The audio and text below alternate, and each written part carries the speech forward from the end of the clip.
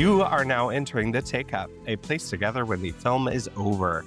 I'm your host, Joshua Ray, and I'm here with my co-host, the managing editor of thetakeup.com. That's Andrew Wyatt. Hello, Mr. Andrew Wyatt.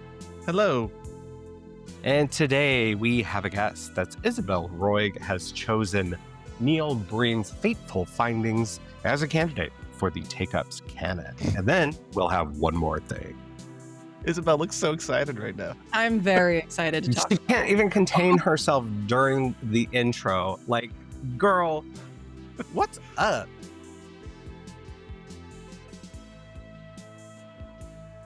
So we have with us today Isabelle Roig. Isabelle is a dear friend, but also a great artist. And you did your studies at WashU, and you have a master's in cinema and media studies, along with a previous guest of ours. Forget his name. Anyway, and Isabelle and Andrew met and had this like immediate crazy conversation about, what were you guys talking about? Angels. Charlie's Angels, yeah. Which I still haven't seen, and I was kind of like, I know, I will, but I gotta wait until I have this TV that's getting delivered on Wednesday, because watching shit on my laptop is not good, guys. Wait, back up a minute. You haven't seen like the McG Charlie's Angels movies? No. When wow. in the year 2000, I was watching like Fassbender. Like, I was fucked up, guys. You can watch it now though. It's not That's what 2000. I will. I will. We can run it back. We're gonna run it back. We'll go back. We'll circle back to Charlie's Angels at some point. And hold on, wait. I am now remembering that we have actually on this very podcast talked about Kristen Stewart's remake. Yeah. Why did we do that? It was your friend's. It was Anna's suggestion, but or was it your suggestion? Yes, it was Anna Queering picked it for our sister Kristen. I think that's come up before. Okay. Anyway, so Isabelle, thank you for coming on. Thank you for picking Neil Breen's Fateful findings. I don't know if you're going to thank me for that.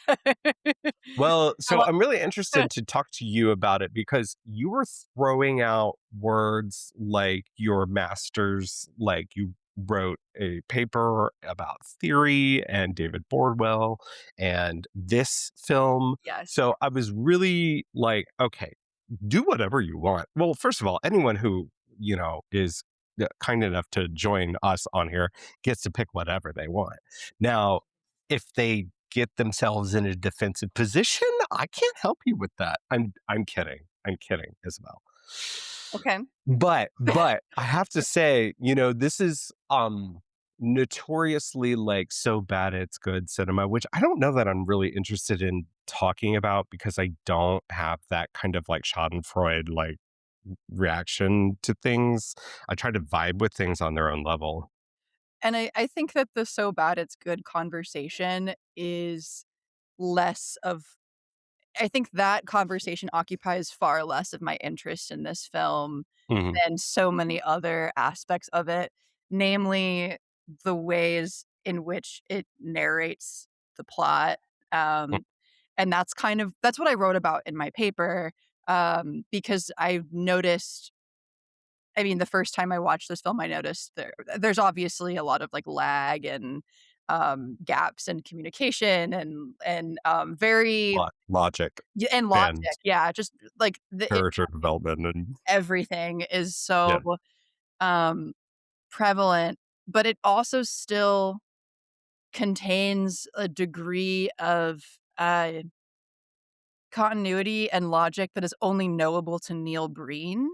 And something that's that Bordwell talks about a lot in art cinema narration is just the knowable universe of the diegesis, but only to the characters and to the creator of the film, and everything else. Yes, you. So we're gonna get into all of that. I don't want you to blow it all up front, because I'm like, I'm of two minds here, in that I'm seeing and understanding these things that you're saying, but I also had to watch it. Yes. And the experience of watching it, I think, is it's a fascinating thing, I think, for us to talk about. Yes. But first, when did you first see this movie? Because David Bordwell has not written about Neil No, David Breen. Earl has not written about this movie. My introduction to this film was in 2022, and I think it really just speaks volumes to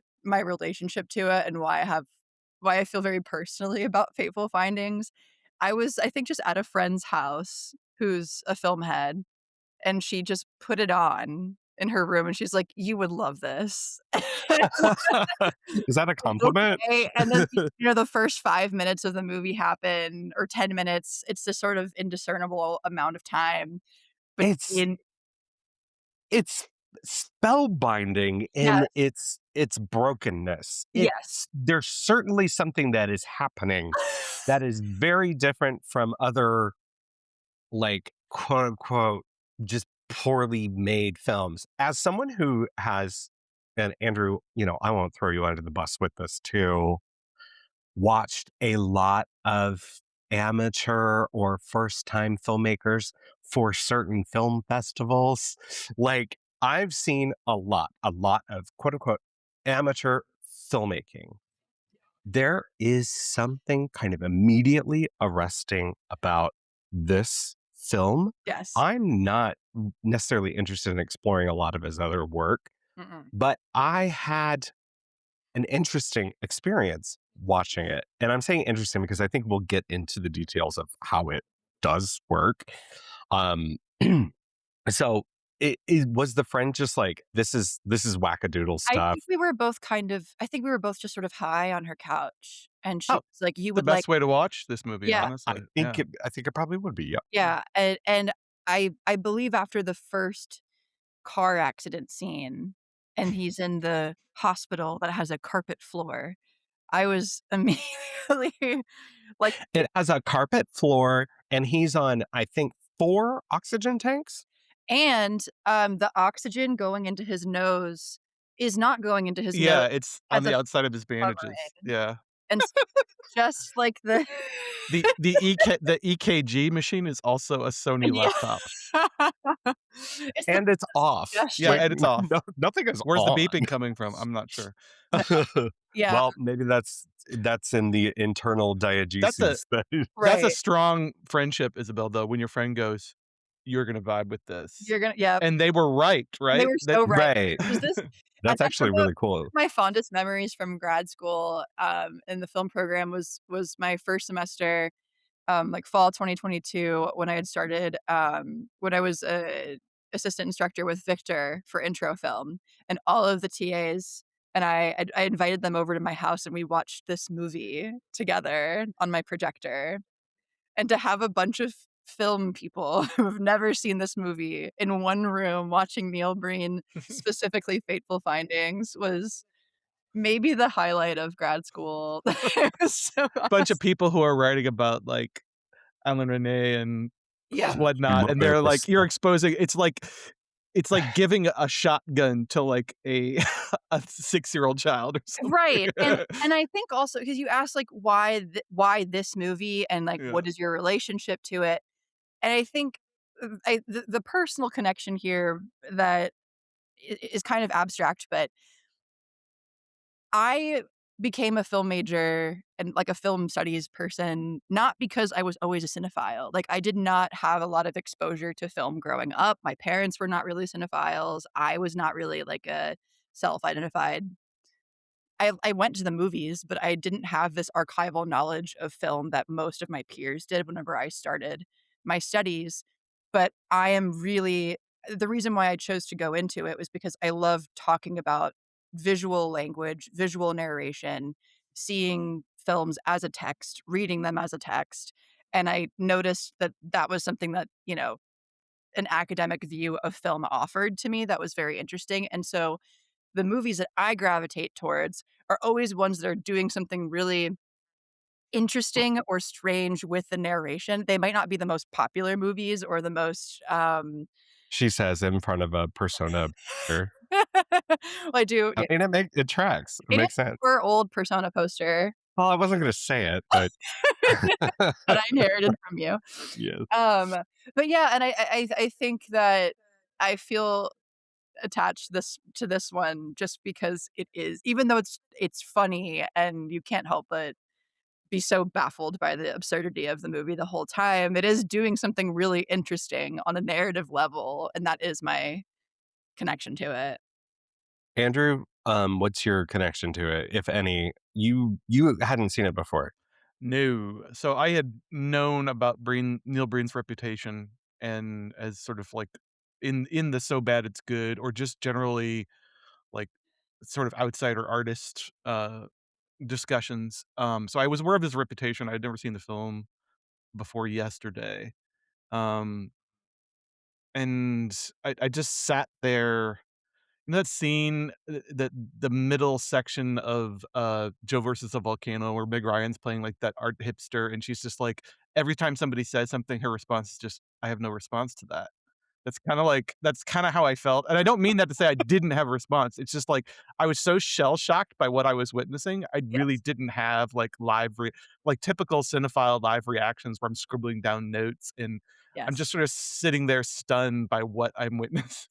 He defies any logical reaction. There's no Yeah, and way I that. wanna talk about him in the context of, again, we don't have to talk about his wider filmography, but I do wanna talk about him in the context of sort of other infamous directors Oh, like yeah. Ed Wood, like Tommy Wiseau, because I think this might be one of the worst movies I've ever seen, and I mean that.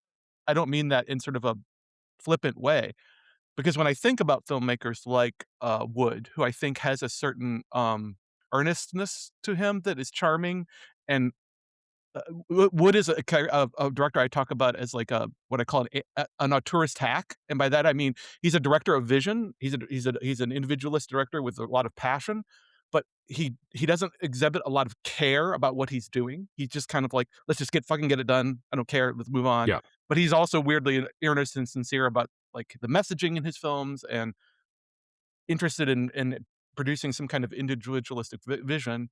Tommy Wiseau, I think, is just kind of an oddball who got lucky maybe in a weird way. This movie, I don't know, man.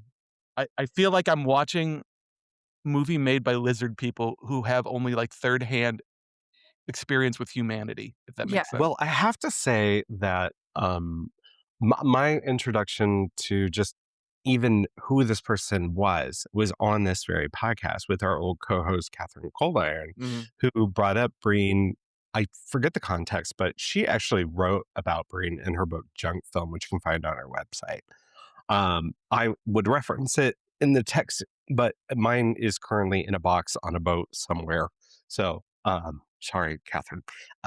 But and just the way that she positioned him as this kind of like, his films are so gonzo, like defying logic, but they're this kind of egomaniacal, like super ego version of this man. And I think that's kind of creeping towards what you're talking about, Isabelle, in that, yes, I think there's a quality to this that is interesting, regardless of its kind of like intention, that its pacing and its refusal to to follow conventional logic, Mhm. that is kind of arresting. Yes. In the first few minutes, you see like, I mean, the CinemaSins crowd must go crazy for this, like absolutely gooning to Neil Breen because Mm. the continuity in it is wild. You This you man, you know those experiments that, Roger Ebert used to do at University of Colorado Boulder, oh my god, no, where they would take an entire day to analyze a film I frame would by not, frame? I would not. You could do that with this movie and just, like, marvel at everything that's wrong with every single shot. I would be seated. I would be You would not You be could give the seated. I would lecture, be you could give the standing. lecture. I would be yelling You at would be standing. You would say, "Okay, now here," and we're 20 I would minutes be in, making and you're that still on the decision, first shot. actually. But there is something so fascinating in one that kind of refusal to follow the convention. Of course. But it's also fascinating to get inside this man's mind and to see how he develops the world for his character, which is ostensibly a cipher for him as the artist. Yes, I have things to say on this because when I wrote about this film in grad school, I wrote about it, um, and The Room, Why So's the Room at the same time. I was writing about Mm. both of them in the same paper. And one of the big comparisons that I made, well, the big distinction of my paper was that I was not assessing um, their cult value or merit, which is what a lot of people study bad film for, in relation to the mythology around the director and the sort of reputation of the director that helps these movies kind of achieve their cult value. I was more interested in looking at it on a very granular narrative level, and I wanted to separate. Uh, The culture around it yeah, is I an was entirely different thinking thing. on the level of technicality that Mm. make them read this way, and can we separate the projection of the director onto these characters and onto the movie for just a moment? Like, can we kind of abstract what we're seeing from what we know about someone like Tommy Wiseau or Neil Breen, and look at it that way?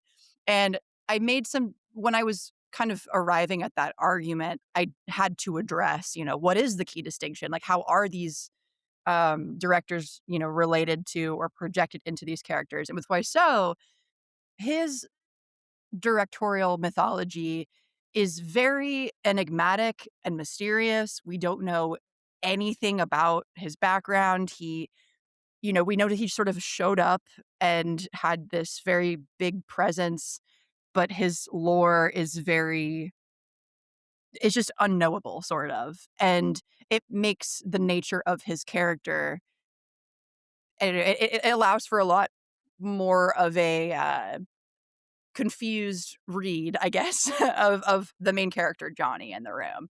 But Neil Breen is completely different in that he makes himself so accessible. His personal email is on his website. Any And what is interview it? you watch of him I can find it. No, I'm kidding. I'm kidding. And, like, any interview you watch of him, he's like, "I'm just a normal dude. I'm just some guy." There's Mm, nothing mysterious about Neil My Breen man, you are whatsoever. so not a normal dude. I, I I have to say, like, if I understand the argument, it's art from artists, what, but He also watching this and having like such utter control of every single part of it, whether that's dictated by its production mode, which is like there is none. Like, it's right, next to nothing. There's no money here. no. I'm not seeing any money in it. To quote F. Murray Abraham. Well, but I'm really glad that Isabelle is talking about it in that level because I am interested in sort of so bad they're good movies on a sort of superficial level. I think it's culturally interesting the way that happens. But I started thinking as I'm watching this movie, this traffic accident happened right in front of me. Like I am thinking about it on like film theory level. So like the Yeah. one thing that our friend Catherine has talked about is how bad films are really useful for understanding seeing something that's broken is actually really helpful for understanding why successful things work. Yes. Um, and like seeing something is fundamentally broken on every level as this film really reinforces like, okay, so why it makes you ask, like, why is everything in this movie so off and weird? It's because the cinematic language and the technique itself is so broken. And it makes you start thinking about like, why does it work? But in terms of what you're saying, Isabel, about how much we project onto that main character or not. I also started thinking about death of the author and not necessarily in the most superficial way that people throw out that phrase, but in like the true origination of it. Who was the film essayist who originally coined it in like the 60s?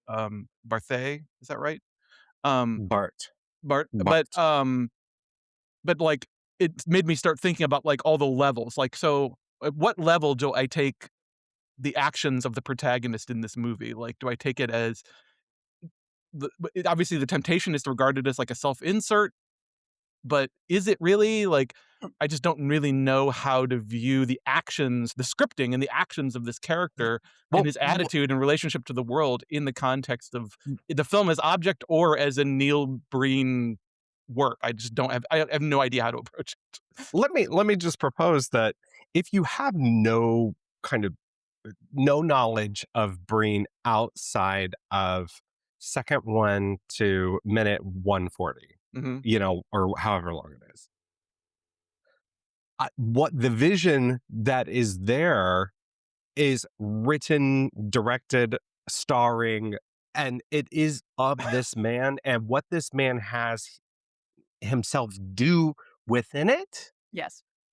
gives me this is film as autobiography. And I do not mean necessarily that this is his story, but it is a kind of like internal like exorcism of the way this man wants to be or foresees himself Yes. or thinks his art should be. And that in and of I itself, I like the every few phrase super ego that you use because that's what I was yeah, thinking as that's what I'm well. talking about. Yeah. It's not id, it's Yeah. super ego. There's Yeah. Well, control in it. I Yeah. have to bring this up now because this is just a perfect segue. The as somebody fascinated with this movie, I've read many a Reddit thread about it, and um, there is a conversation about Fateful Findings in regard to potentially Neil Breen's confrontations with clinical narcissism, and if you look at some of the scenes in this movie, namely the ones that like attempt to Could you clarify when you say that, like he has been diagnosed with it, I or don't know if he actually has a clinical diagnosis, but okay, let's or say that has he is a clinical I narcissist. would I would argue that the presentation of psychotherapy in this film is so far divorced from the reality of, like, even what therapists' offices look like, that Yes. it's entirely likely that Neil Breen Yeah, has there's a never actually long been to a table therapist. sort of well, if you make that argument, then he has never been out in the living world because nothing in this film resembles our kind of reality. Maybe this Right. is Neil Breen's therapy. Maybe these movies are what he's doing instead Well, of therapy. that's what I'm saying. That's what's so interesting about watching it. You're exactly right, and I think where I was sort of going with the comment about the subconscious and the superego and just, like, psychology as, like, a general theme and, like, dreams and the ephemeral and surreal Mm. in this movie is that this seems like a man who has, been in some sort of, like or has some stuff going on in the dome and the brain and, you know, and he's trying to do something genre bending with, like, a psychological thriller, some supernatural thriller, but also sci-fi, Conspiracy. Yeah. conspiracy, And and at domestic the same melodrama too. Mhm. melodrama, but at the same time, what what seeps out of all of the cracks that you can't connect all these things, these genres with, is this overarching, psychological undercurrent of Neil Breen and the Breen Mhm. works. Like, you just have like, he is so Green. inseparable. His psyche is so inseparable. And so it is like, when I was writing about this originally, I was doing what I could to just look at the text in isolation, but I for the purposes of this conversation, it's so fascinating to read the pacing and the just other, like, modalities of narration in this film as an extension of potentially Neil Breen's Uh, psychological is stuff. what we're saying here that Neil Breen is final boss of art versus artist? Is that what we're saying? I mean, ultimately, I can't argue with that. possibly, possibly, maybe. Can I say something heretical?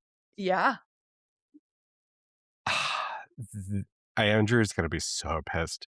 There are passages and movements and like maybe just like series of a handful of shots in this Mhm. that I I know what you're gonna say. was I know what you're gonna okay. say. Finish it because Twin Peaks: The Twin Peaks: Return. The Return. Yes. Yep. I don't think that Neil Breen would contend with that either. I don't think he should. No. It's as if, like, in this, there's a kind of hum because they don't know what to do with sound. Yes. There is a kind of like purposefulness to movement Yes. because you can tell it's like a kind of, I don't really know how to frame a shot. Doesn't know how to There block. And the things that Lynch was up to is like resting in a like is like I should I give him more credit because he was purposeful with it? Should I give Breen less credit because of that? But that it tapped into the same kind of unnerving, like dream logic that passages of Twin Peaks: The Return came like had me feeling when I was watching it every Sunday night I have and when I returned to it. I have 2 things to say about this.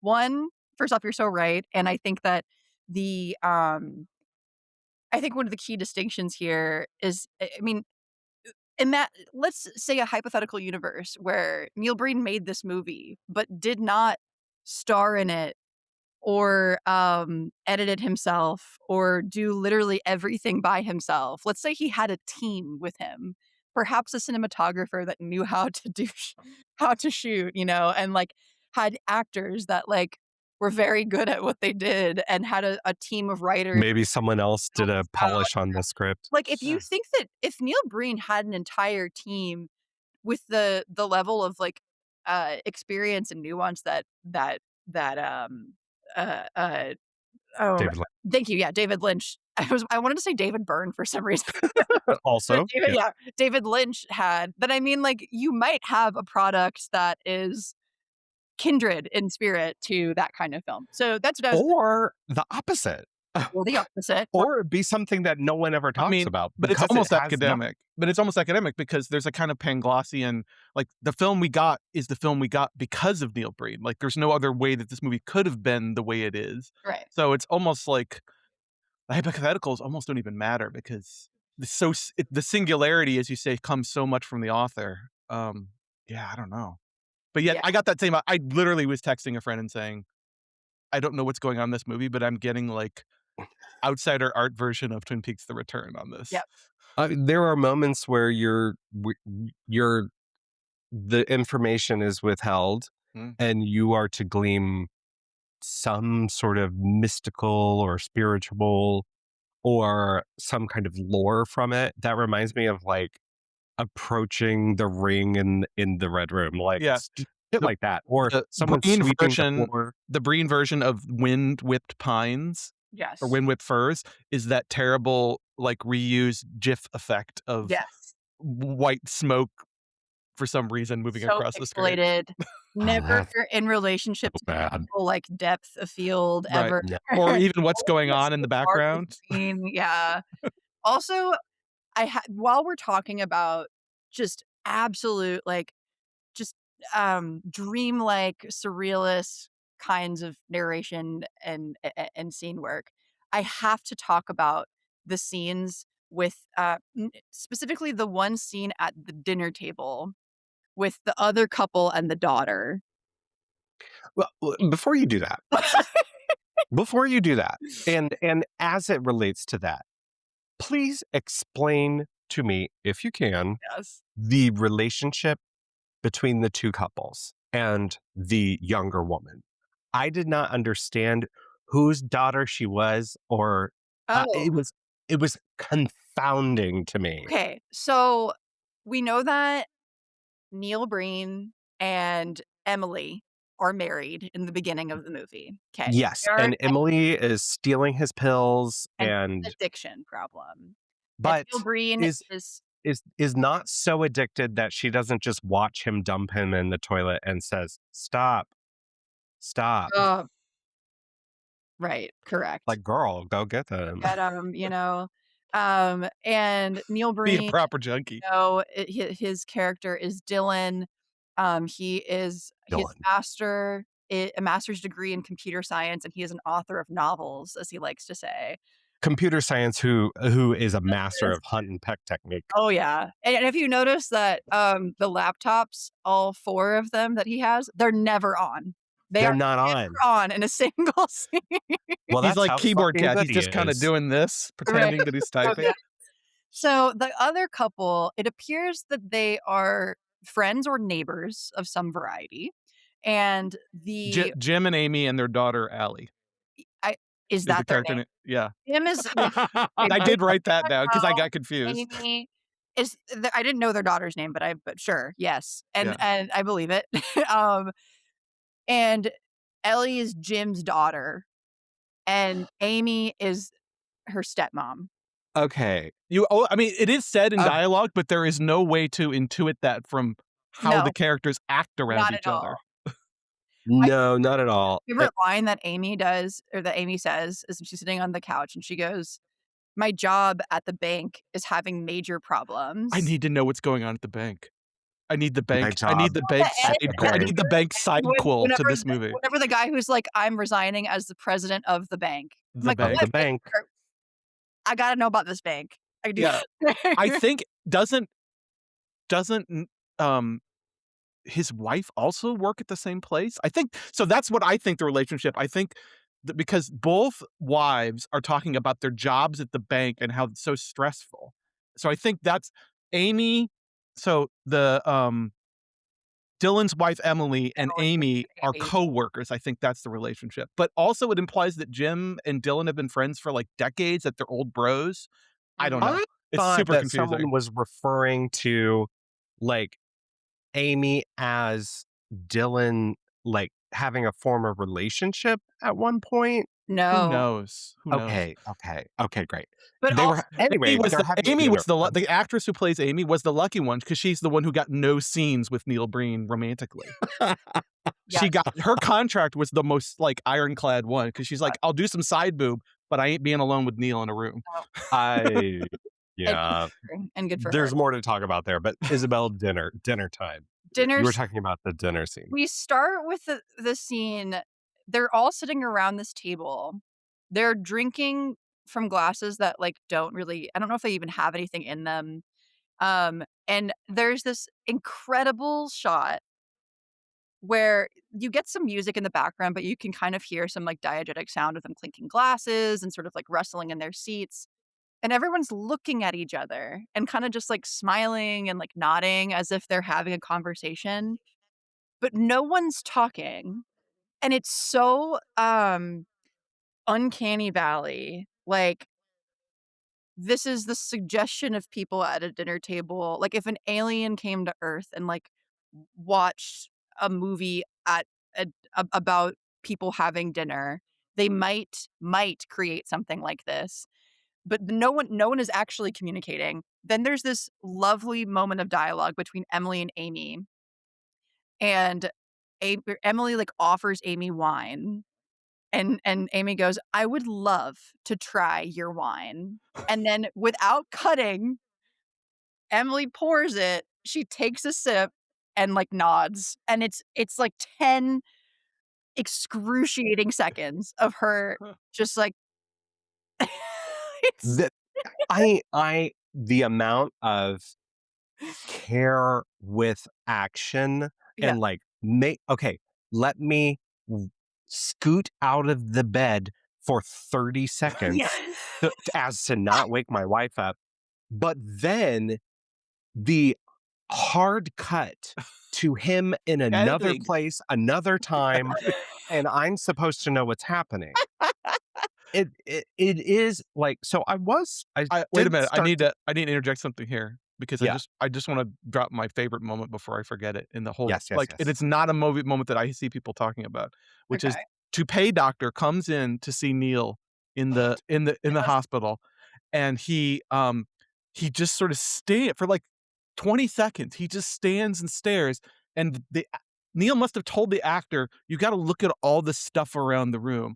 And the doctor's like visually noting, "Okay, oxygen tank 1, oxygen tank 2, 3, laptop pretending to be EKG machine, Mhm. guy with oxygen tube outside his face, okay. He's just, like, mentally inventorying the production design for, like, 20 excruciating seconds, and I Yes. think everything before that is also bad, but, like, that was the moment where I was like, "What is going on in this movie? Mhm. Are these people on NyQuil? What is happening?" Yes. Yeah. I Sorry. didn't I no, I didn't know the level of I thought these were just, like, kind of silly, adjacent to, like, Lifetime melodrama, like, maybe just, dashed off. But the level of incompetence and the way it kind of it is so incompetent that the incompetence itself becomes something to marvel at Mhm. and creates its own kind of aesthetic values. I started thinking about how we watch The Return and marvel at it and the kind of like enigmatic pacing, logic, the poetry of it, and how someone who is not attuned to that kind of art Mhm. might watch Twin Peaks The Return and think that this is bad because they don't have that kind of acquired taste to slow cinema that follows like a dream logic, cinema that has like capital P performance.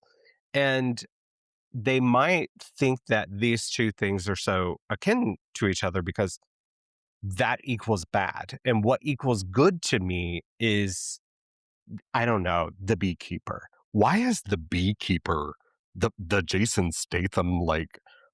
Why is that the first thing I thought of? I don't know, Yeah. but I started thinking about that kind of like the way, the subjective of good and beauty and all these things, but how taste makes for a lot of what taste and acuity like makes for a lot of how we judge things. Taste for sure. I also think too, I mean, to kind of to dive a little bit into some of my writing on fateful findings, but to tie it back into what you're saying, the the general the thing that I think unites something like fateful findings with some kinds of art cinema is this highly restricted narration where things are happening and they're knowable to the characters in the scenes and they're knowable to Neil Breen, but they are not knowable to us. Mm, You have these narrational authorities restricting information from us. But the key distinction here and what makes it sort of a bad film and what makes us laugh at it is it's very simple. It's just the quality of the dialogue, acting, and production value leading spectators to believe that perhaps the information, this extra text, or this information about the world that we're not getting doesn't actually exist. And then it's a lack of depth in the story. We could sit here and speculate all day long about we could make a whole conspiracy about the bank, right, in this movie.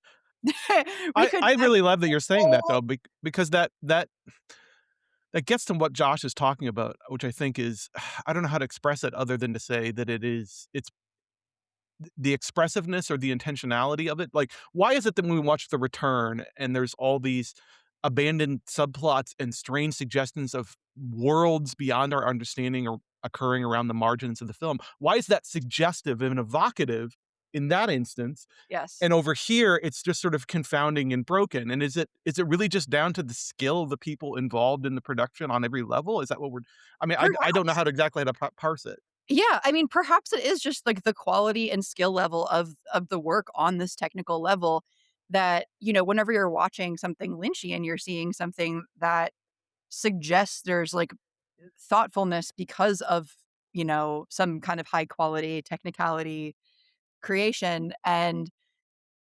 the thought that I was kind of, like, wrapping up there was, like, we could create potentially those kinds of narratives and deeper layers of meaning and subtext in Fateful Findings, but no aspect of the film actually proves or disproves that, and because the Mhm. quality is so poor, we're more inclined to assume that it was just haphazardly left It's a for bad Rorschach test. yeah, or, you know, I think and perhaps this ties into the narcissistic element of Neil Breen's authorship in some ways, and if Neil Breen ever listens to this, he rocks. Like, when I say that, we're just addressing the fact that he does so much.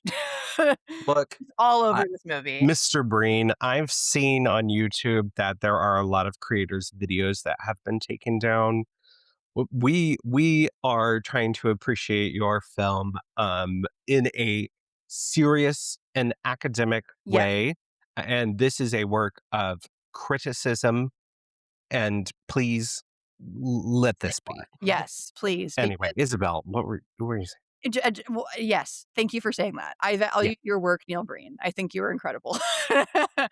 Um, but yeah, I mean, I don't know, I sort of lost my train of thought there a little bit, I won't lie, but I think what did I start to say? This could be my concussion. This movie's a concussion. This movie's a No, I like to think about how production mode tends to dictate aesthetics, and not only aesthetics, but like the kind of rhythms, specifically the rhythms of the film.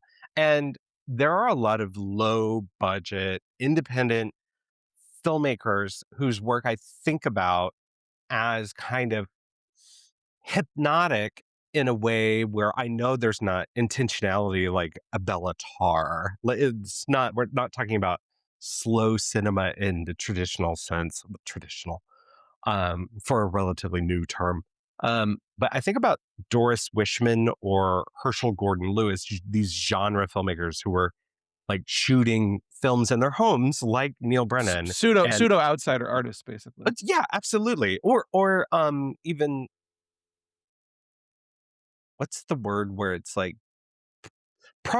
even proto outsider art, Mhm. like like I remember programming a couple Doris Wishman films at the Arcada and talking to proprietor Keith Watson about it, and how we were talking about her films are just so hypnotic, and yet we think they're really sharp and really smart and funny and have all these really great qualities and great shots.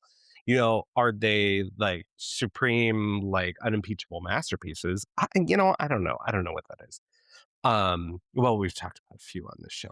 But uh there are qualities that I wonder, like, if I was sitting in a theater in 1968 or whatever and watching Blood Feast, would I be able to recognize that, or do I kind of fetishize the the red, or the kind of style of the time of the homes? Like, am I scratching at all the details because they're so far away from me now? I'm That's just wondering, like, how Well, people might you fetishize you this say kind of that, film but I in the think future. you can fetishize this film. I mean, this film was like what, 2012? Well, So, well, like, I yeah. think there's a fetishization you can do about this film, and it isn't even about time and distance. It's about like just the whole dentist's waiting room aesthetic of the entire production design. I think is Mhm. fascinating in a sort of way. It's Like giving it, backrooms, but domestic. yeah, like, terrible, but like Las Vegas exurb McMansion lost back Yeah, rooms. yeah, I mean, that was more I'm like, "Oh my god, did David Lynch watch this and was like, 'Okay, I'm gonna do my version of that'?" I don't know what that yeah. was. But, like, the even the suburbs were very, Dougie, Yeah. suburbs. Anyway, I'm gonna stop talking about I think also earlier I talked about Neil Breen's authorship and this notion of accessibility with him. I think one of the reasons why in this particular historical moment that we're watching it and assessing it, and I guess the last decade or so, why this doesn't why you can't really script the same kind of nostalgia to this kind of movie, or not even nostalgia, but you said, like, you fetishizing the aesthetics and time and whatnot of something like that movie. Having like those things, Yeah. those aesthetic values elevate my experience of the Yeah. film itself. Whereas this, I think it also ties into the fact that this is a kind of suburbia that one has experienced and has a disdain for, that he's not quite romanticizing. He's trying to achieve a certain kind of cinematic aesthetic that is, I think he wants to give more blockbuster and, like, groundbreaking, but I think that speculating on the intention of Breen and his aesthetics in this context doesn't, it might do something for an analysis, but I don't know, like, we can't really prove or disprove what his intention was with the aesthetics. We only know what I we. have to say that, theorizing about all of this is that this is, one of the most fascinating conversations that we've had on this podcast. But the last 5 minutes of this film undoes it all for me. It shows me how clearly, like, poor a filmmaker this guy is. There is zero care for anything happening in the last 5 minutes. And yet, it's so unbelievably far away from any kind of reality, even like a movie reality.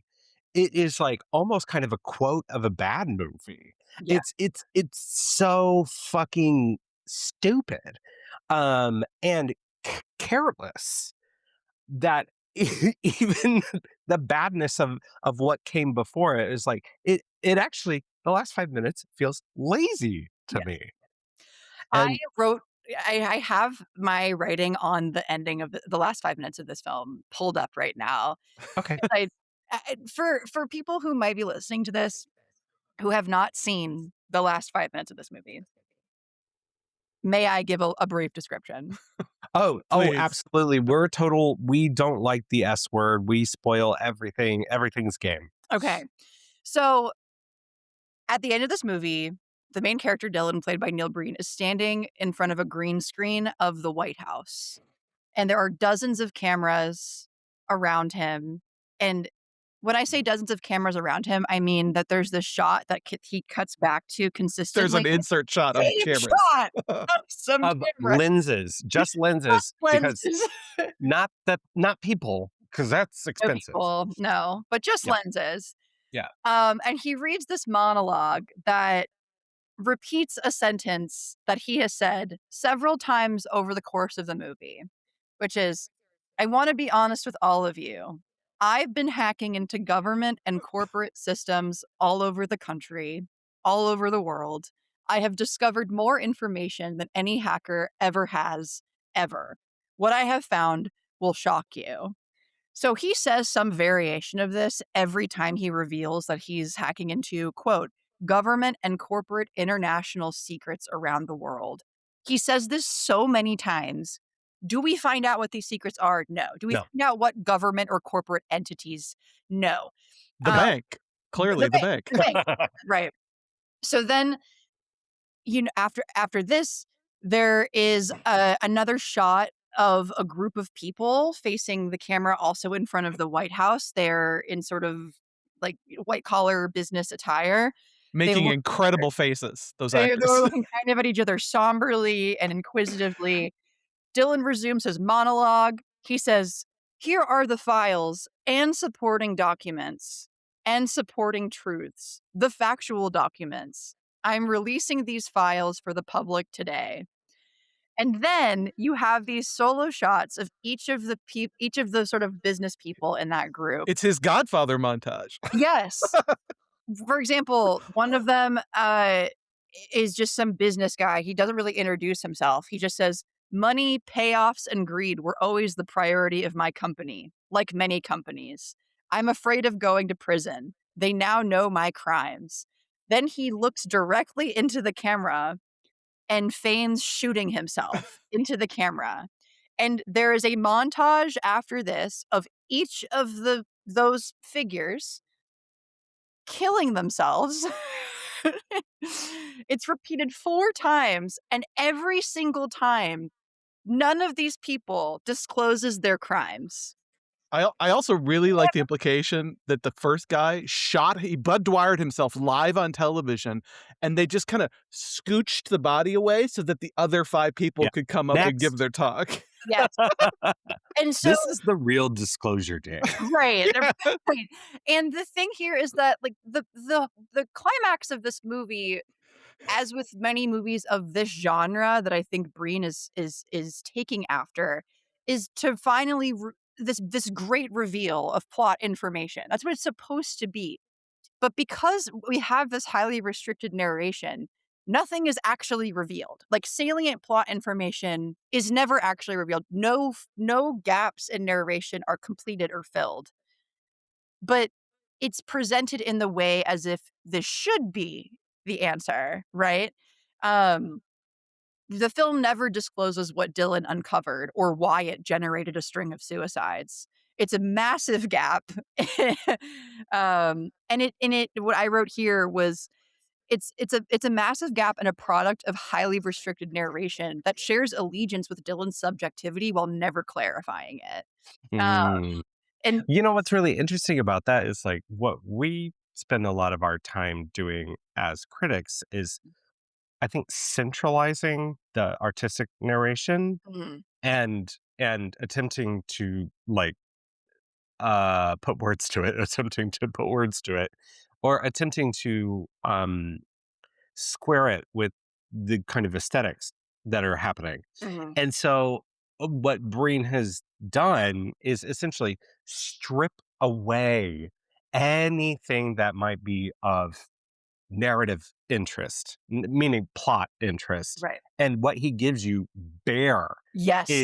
is the actual like the meat of it, Yeah. which to me is kind of also kind of gross. Yeah, there's no it Because the nuance is no nuance. well, right, exactly. But what is laid bare is that this character has like some kind of messiah complex, Mhm. or it's like the portrait of a man who thinks he's a god figure, Sort yes. and what he ends up doing and like having women throw themselves at him and like can't help but just strip themselves.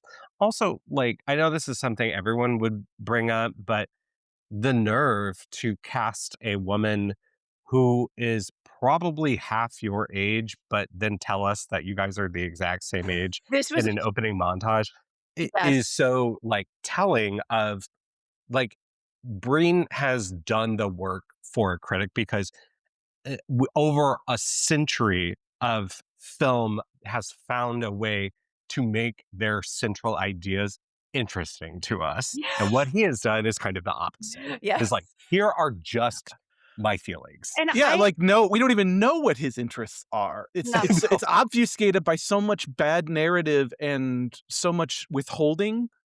Um, like, the thing with the press conference in the end, I'm glad we're talking about it because I get a strong sense of, like, a need as a screenwriter and a filmmaker for that climactic catharsis that we get in movies and sort of Mhm. righteous, there's, like, a thread, one of many fucking threads in this movie, of, like, that righteous muckraking that somebody's gonna expose Yeah. them, whoever "them" is with a capital T. Yeah. Most movies, we talk about movies that do it well, like All the President's Men or The Post or Yeah. whatever, That's like, exactly what I'm thinking of. that the specificity of it is part of why those stories work and the granularity of it. The Mhm. problem is that Breen knows on some level as a film viewer that those kinds of movies need that final catharsis where the revelations all come out, but he doesn't have any idea about what the content should be. He just Oh, knows, like, in the vague sensation of conspiracies and evil doing and malfeasance, and the catharsis that comes from exposing that and having justice rain down. But it's yes. so vague and incompetently delivered, it just comes off as um, uh, frustrating because we don't know what the fuck he's talking about or what these conspiracies are. And that's beautiful. I think so. One thing I was thinking about a lot when watching this, and then reading a little bit of the critical approach to this, is I'm a big fan of there's a guy who's been around for like 20 years since the old blogging days named Fred Clark, who's a progressive Christian blogger. But one of his bugaboos is he's obsessed with the Left Behind novels. And he's a really good theorist and analyst too, because he's like a seminarian. So he used to close reading of texts. And Yeah. he has spent like 20 years doing a chapter by chapter, line by line breakdown and analysis of the Left Behind novels Mhm. as like fundamentally broken, incompetent works of art. And I thought about the things he talks about a lot. He gets into theology as well, but he just talks about in general how the guys who wrote this book, who are these sort of like new version of the old like Schofield reference Bible right wing Christian fraudsters. Um, they they don't seem to understand like how anything in the world works outside their narrow experience. So like they have some like they're adults, they function in the world, they clearly have jobs and can function in the literary world and evangelical Christianity, but like they don't know how like the things that they want to put into their novels, things like how does the United Nations work? How does Yeah. how do militaries and nation states work? How does the airline industry work? Like they don't know. And instead of doing what other authors would do, which would be, I want to write about this, so I should research it Yeah. first. They just hand wave away a lot of it or just make vague statements. And Breen is like that at the next level, just somebody who has no curiosity about the world, but all he knows is he wants to put this conspiracy shit in his movie. Yeah. So again, it just ends up feeling vague and unsatisfying. I I also really would like to talk for a moment about Emily's character in this movie, and it's Which mainly which one's Emily? Emily The is wife. his wife. Wife, I right. wanna talk about the love triangle for a moment between Emily, his wife, Uh-huh. and what's her name, starts with an L? Leah. Leah, and Doctor lady is what I call her. Doctor Lady Leah. Uh-huh. Um, because The I patient that she doesn't know the name of, even though she treated him. correct. She didn't look at the name. She didn't look at the name. Didn't look at the name. Didn't think to look at the name. Yeah. Um, there are a number of this is less criticism at this point and more just like baffling layers of incontinuity that really delight me as a viewer. um, Leah's introduction, not in the hospital room, but at the pool party with her fiance. It's the doctor from the hospital. Yeah. Why is she at the pool party? Well, number 1, why is she at the pool party?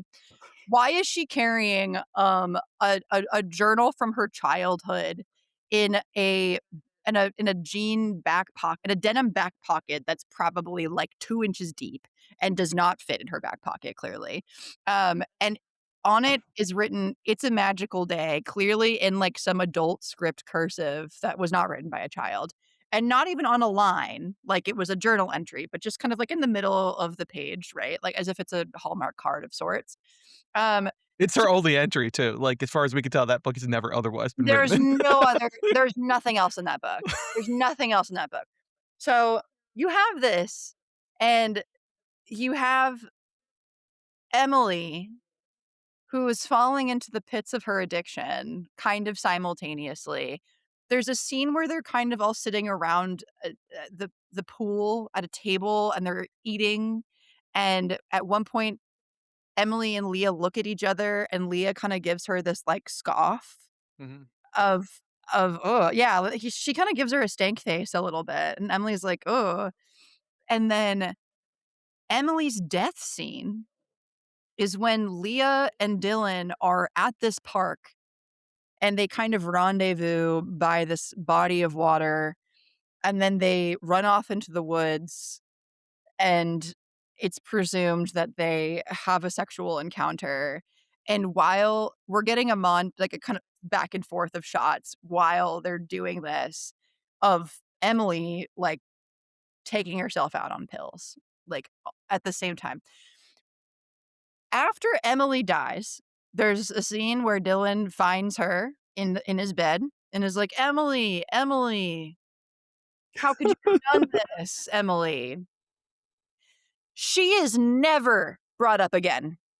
No. And after Leah this. Well, almost instantly moves in and becomes Leah the new moves wife. in that's what immediately. I'm talking about, in that this reveals so much of its creator that I don't think was intentional, but clearly I know where your head is, man. I Like, know where it is. he's cheated on Emily, comes back, finds Emily dead, and proceeds to feel no remorse, and Leah just moves in, and then the rest of their relationship is a kind of, uh, him, like, saving her life after she's been abducted, and there's this sort of play on that, and, you know. There's But key, a like the storage unit, a door he can go. Well, I don't know what's going Yeah, on. yeah, and he can move. the isopropyl alcohol Right. kidnapping is Oh, no, that's My right. um God, I forgot about the but kidnapping. but there's also, I mean, like, this whole movie is, oh my god, I forgot about X, because Right. there's so many odd details. But we also critically feel like, even though Dylan is a cheating asshole who leaves his wife who's struggling for his childhood friend that he's always been in love with, like, instantly, he drops her, like, instantly the minute the Immediately. childhood friend shows up again. We Yeah. also get, though, an important scene to show how noble he is, because when Allie, the young stepdaughter I was just of about to Amy bring and that Jim, up. throws Yes. herself at him, he gets to very nobly tell her that he's not interested, and to send her away. She's too young. This is Yeah. everything that makes me say, I'm sorry, but I can't. I can't. Because, I mean, it could be a fascinating object and give all of this ground for us to really think seriously about what is good, Yeah. Yeah. or how aesthetic values are formed and judged. But what I'm watching here is someone It's someone's jerk off dream, and I I can't. Remind I me how much I love you. Please don't tell Yeah, me. yeah.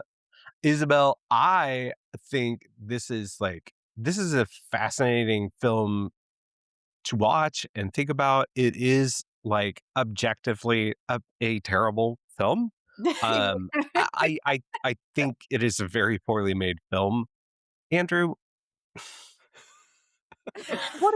where's your brain at this moment as far as whether or not is it a No, question? it's not going in. Not voting. I am voting against it. Or I'm just not voting for it. How about put that? But I do think, I'm glad I saw it, and I do see the value in it exists. Let me put it this way. There's three. Okay, so I have three things real quick. One is that I love that Isabel's been on the show and that she's so enthusiastic about this, and that she prompted us to talk, as you say, about theory and, like, it gives us a better understanding of art. I think on the sort of second level, I value sort of broken things because of that. So, like, I love that Isabel's enthusiastic about it. I love seeing broken things that make me think hard about non-broken things and why they work. I always Mm, think that's a fascinating way to think about things. And this is maybe one of the most broken films I've ever seen. Um, but also, yeah. like, third, I kinda understand Isabel's, like, enthusiasm for Breen and saying, like, "Yeah, you go, weirdo, do whatever you want." Like, because I do think there is value for however bad the end product is, how objectively bad and technically incompetent the end product is. Always have a soft spot for outsider artists and people who are just out there fucking doing whatever they want with their own. I mean, like, Breen's just, like, using his own money to make these Oh, crappy yeah. movies and, like, just kind of hobbling along, and I don't know how he is in his private life. Maybe he is a fucking creep and a weirdo, but, like, I just like that there are people like this who exist. I mean, this is America, right? Like, this is maybe the most, we just talked last a couple weeks ago about Killer Sheep is, like, one of the most quintessentially American films ever made. Is Mhm. Neil Breen maybe the most American director ever made? Completely fu You full s That's full seat full seat where that you is go, the subheader complete. of this could be. episode. Yeah, Neil, Could if you're be. listening, you can put this on your resume. Maybe, quote unquote, the take up, maybe the most quintessential American director. All time. Wow. But, And like, but Well, you know what I'm saying? Like, he's yeah. the super ego of America, sort of writ large. Like, he just doesn't care. He's doing what he wants. He doesn't care how bad how the world receives it. He No. feels compelled to be a filmmaker because he wants to be a filmmaker. Like, that's it. It doesn't I get more complicated than that. I have one more layer that I know that we're wrapping, but I have one more layer that I wanna kind of throw into the mix towards the end of this, not about this movie, but about his other film work. And his more recent movies, namely, I recently watched Twisted Pair, which is from It's where he's twins, right? yes, it's where he plays 2 main characters that are twins, yes. The I 180 line, I yes. never knew. It missed Neil Breen, and I cannot imagine. Okay, anyway, I'm sorry. No, you're Twisted good. Pair. So before I make this statement, that movie is he talks about AI a lot in Twisted Pair, but I don't think he knows what AI is. Also, he repeatedly the entire movie doesn't say AI. He says AI intelligence, which is artificial intelligence intelligence. Um, that's why I'm like I don't quite know if he understands what he's getting into. My favorite thing about um, Twisted Pair is that 45% of the movie, maybe even more, arguably more, is stock footage, is just stock footage that he has not filmed, that is just from the internet. There's a scene in the beginning where he's introducing him and his twin brother, and it's just a stock video of 2 twin babies, like, at a table. And then there is, like, another stock video of 2 young boys on a beach chasing around a golden retriever. Isabelle, it's hard. And then it's hard to Hard to We're do we're twins. asking the wrong questions here. Like, everybody's asking, will an AI movie ever be nominated for an Oscar? Maybe the better question is, what percentage of your movie has to be Creative Commons before you no longer qualify for an correct, Oscar? correct.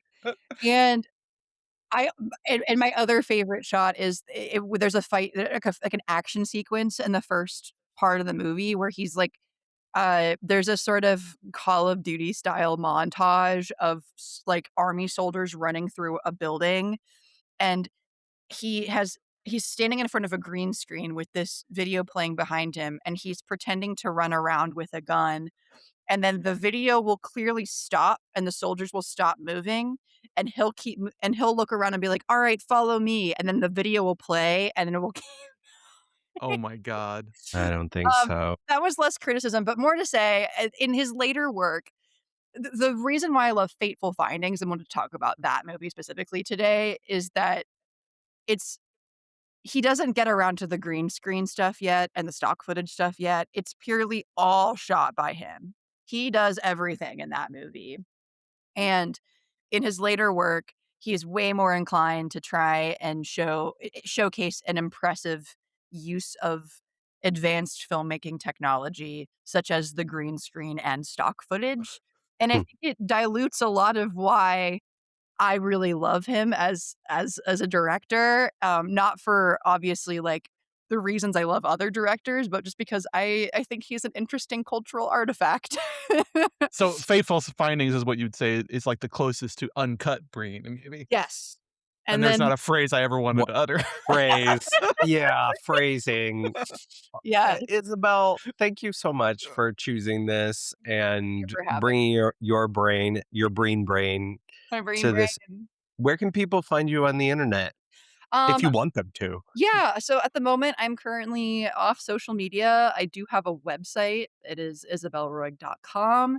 I have my visual art and my link to my Substack on there, which has been inactive. I was in a car accident earlier this year, so I've taken kind of a back Living your own seat, Neil Breen living film. in my own Neil Breen film for sure. Yeah. But in the past few weeks, I've actually been kind of drumming up some writing and creative things. So I think in towards the fall, as I near hibernation, I will conversely be sharing some more. So stay tuned. I have a newsletter and a Substack, and you can follow. It's on my website. Awesome. Very cool. Lovely, Thank you. guys. Thank you again. Thank you. All right. Every episode, we round out with one more thing, something we've been thinking about, listening to, eating, alphabetizing. Ha ha ha ha. Is it my turn? I think so. Fuck. Fuck. All right. Well, because this is a movie podcast and we like movies, I watched one movie that I want to recommend Okay. in the past week. And it is a film by Joseph Sargent, who's kind of like a journeyman director. He made a Jaws sequel. He made just like a genre director, but he made one really, truly, unimpeachably great film called The Taking of Pelham 1, 2, 3, the original one. I like the Tony Scott remake too. But I'm not recommending that because that goes without saying. I'm recommending a 1973 film that was a kind of like showcase for Burt Reynolds and his brand of stardom and his like charismatic, beautifully, traditionally handsome, but also down home boy brand called White Lightning. Oh, This yes. Do you Great know this film. movie? Oh, yes. Oh my Great god. film, yeah. It was such a kind of discovery to me because I just wanted like something that was just kind of easy watch. I thought, okay, I'll watch this like revenge film. No, it was not only is it that it is about a man in Arkansas inmate who escapes prison because he finds out that his brother was murdered and he wills himself into going undercover to expose this kind of like it's like Moonshine criminal conspiracy, moonshine yeah, ring yeah. that involves that at the top is played a sheriff of the county played just beautifully like with the worst like country venom by Ned Beatty. And those two together, just as soon as like Ned Beatty popped off on the screen, I'm like, this is at least a worthy film.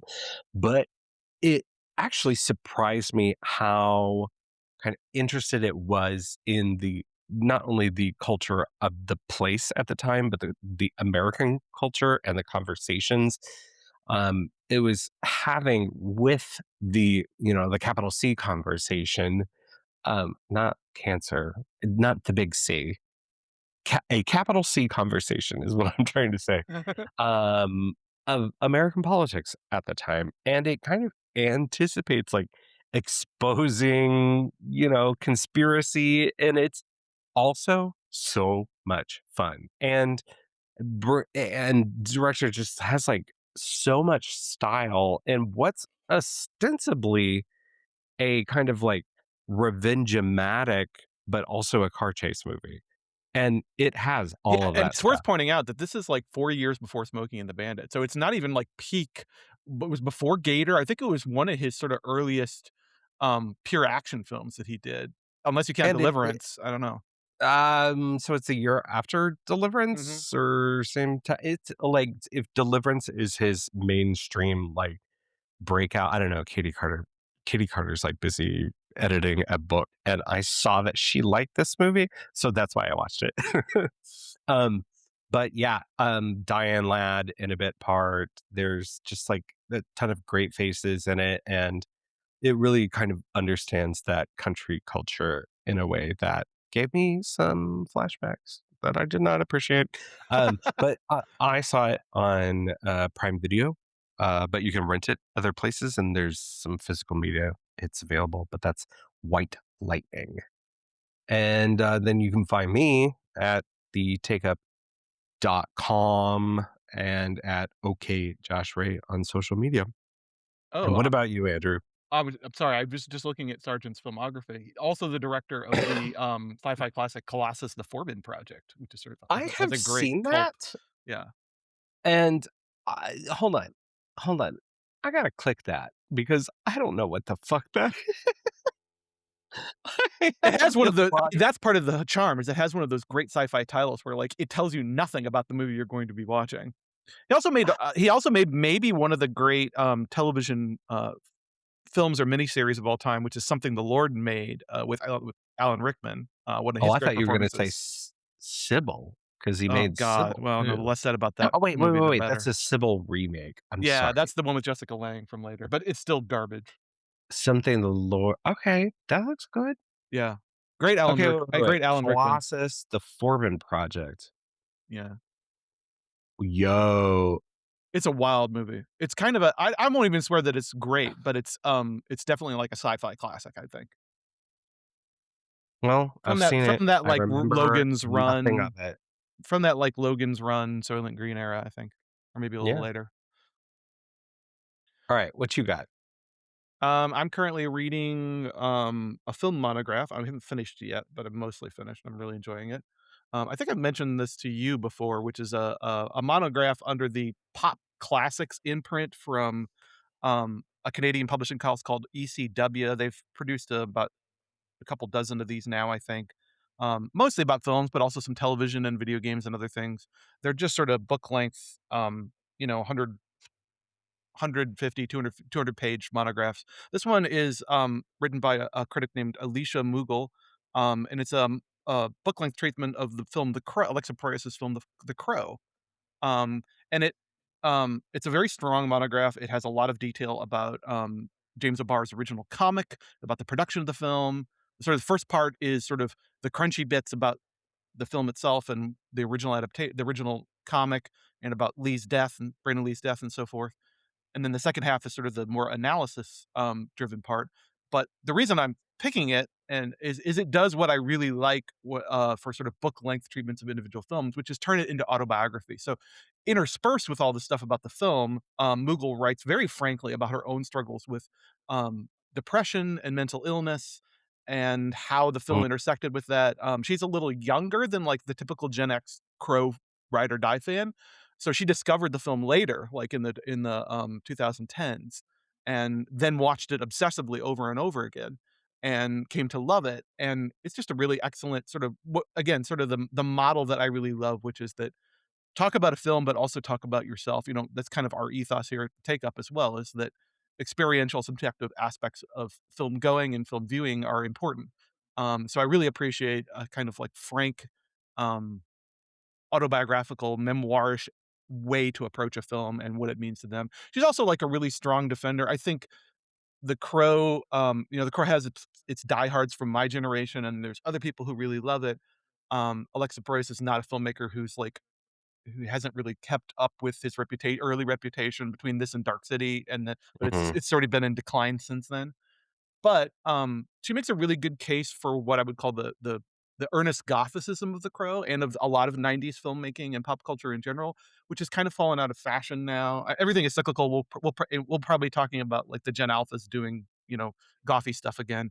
But, she just really approaches it from a sincere place and trying to talk about how, like, the sort of maudlin, over the top emotionality that we associate with '90s Gothicism and how important it was to her personally, but how it's still a very strong and valid expressiveness and approach. It's a very important aesthetic. It's a very important style. It's a very important, a potent emotional register for films to exist in, and how The Crow is sort of maybe the greatest exemplar of that from '90s cinema. So, highly recommend. I'm not 100% done with it, but so far I love it, and I'm highly recommended.